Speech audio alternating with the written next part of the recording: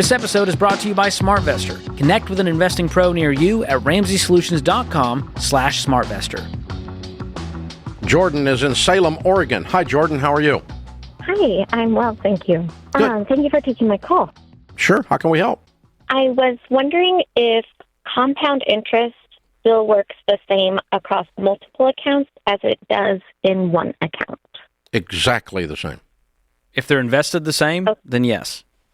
Okay. If you're earning, and here, you can do the math.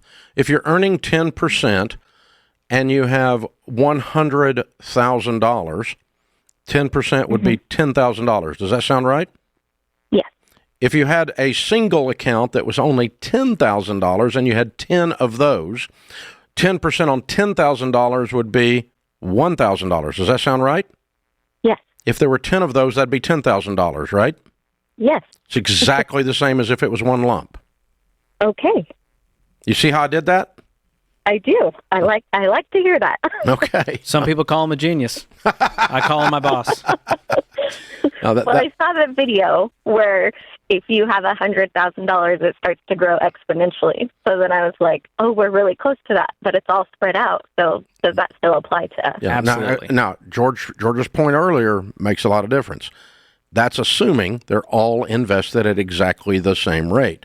So if it's spread out on a bunch of different mutual funds and some of them are underperforming, then that's a problem. But that's not a compound interest equation problem. That's an investing problem. An allocation issue. Yeah. So if I've got 10 different mutual funds and they all grow at a 10% rate, that's the same as having one mutual fund that grows at a 10% rate. To George's point earlier. But if you add it all up in one nest egg and everything's invested equally, it's going to grow at the same rate. Exactly. Exact same rate. So yes, if you got 100,000 total across a bunch of accounts, you got 100,000 growing for you. That's awesome. Yeah, very good for you. Good question. You're going to be great. And by the way, Rule of 72 tells us if you divide an interest rate into the number 72, it tells you how many years it takes for it to double for a lump sum. So $100,000 at 10%, 10 into 72 would be 7.2 years to double. So if you got $100,000 and you're invested at 10%, in 7 years you'll have $200,000. In 14 years you'll have $400,000. In 21 years you'll have $800,000. In 28 years, I'm doing this quickly. You'll have 1.6. 1.6. Yeah.